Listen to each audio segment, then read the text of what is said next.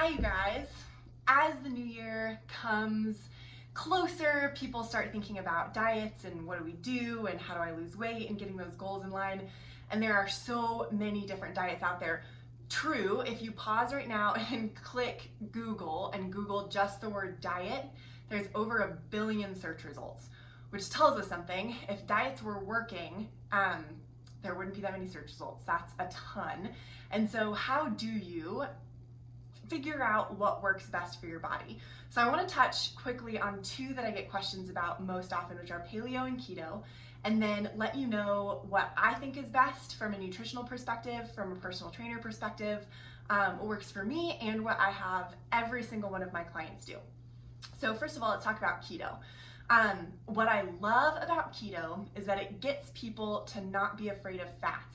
Fats are so important. You have to have fats for your body. Women, we have to have fat to have boobs and butts and menstrual cycles. Those are really important things, and fat makes all those things happen.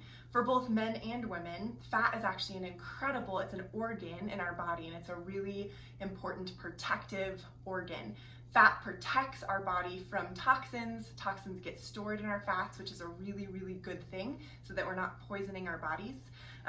Fat keeps us warm, fat gives us energy, fat is really important.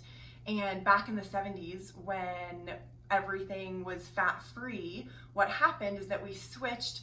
To make something taste good, you have to have either fat or sugar. And so if we take all the fat out of it, we put a ton of sugar in, and the interesting thing is that it's actually sugar that contributes to that midriff fat, that belly fat, and that's what's so dangerous. So the 70s just ruined us and made so many people afraid of fat, thinking fat's bad, fat-free is better, and that is just an absolute myth. You need fat. Healthy fats from animals, from avocados, from olive oil, super, super important. And so what I love about the keto diet is it just removes all of the fear of fat, and it helps us get our mind back around the fact that fat is really good and really important. Here's why I don't like keto. For the most part, the keto diet, unless you do a really, really clean version of keto, is a lot of low quality saturated fats, and we know what saturated fats do. I've got a really good friend who's a cardiac surgeon, and I just asked him, hey, what do you think about keto? We don't really know a ton about the long-term effects. It was studied in depth, but the studies were primarily done on Navy SEALs. What do you think? And he goes, oh yeah, you can do keto, just keep my number on speed dial. So when we think about keto, we want to think about fats are good and leave the rest of it. We do not need to be eating bacon and sour cream every day. That is a recipe for long-term disaster. You might lose weight in the short term because you're feeling so satiated, but you're actually getting fewer calories. That's why keto works. But we still need to be nourishing our body with good whole foods. So take the gem from keto, which is fats are good, I need fats, and fat will not make me fat. Fat is good. Okay, so that's the gem we're taking from keto. Let's go to paleo.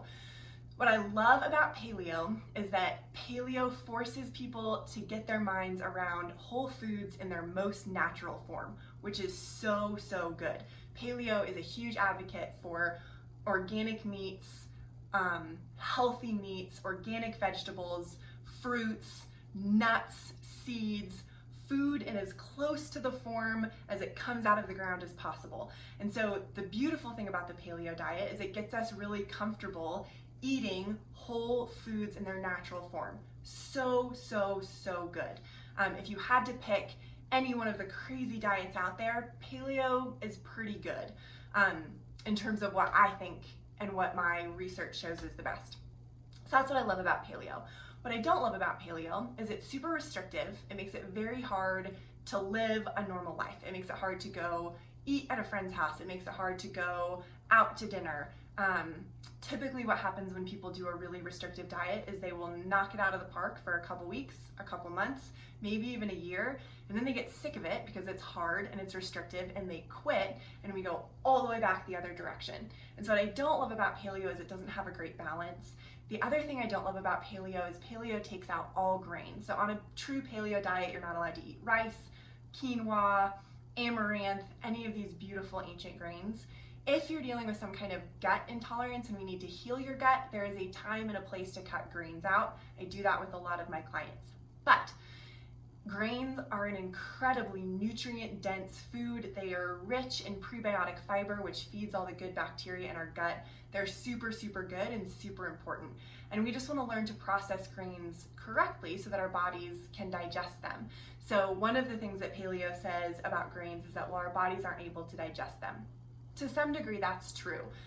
Nuts, beans, and legumes all have something called phthalic acid on it. They're also known as lectins. And what that does is it's the miracle of nature that lets those grains sit on your shelf for months at a time and not go bad. The bummer is that gets into our body and then our bodies can't do anything with it. So, super easy fix. For grains, you put it in water overnight with apple cider vinegar, drain it, cook it like normal. Those lectins and the phthalic acid dissolve in apple cider vinegar, and your body can get all of the good fiber and rich nutrients out of that food. So that's amaranth, quinoa, rice, any of those.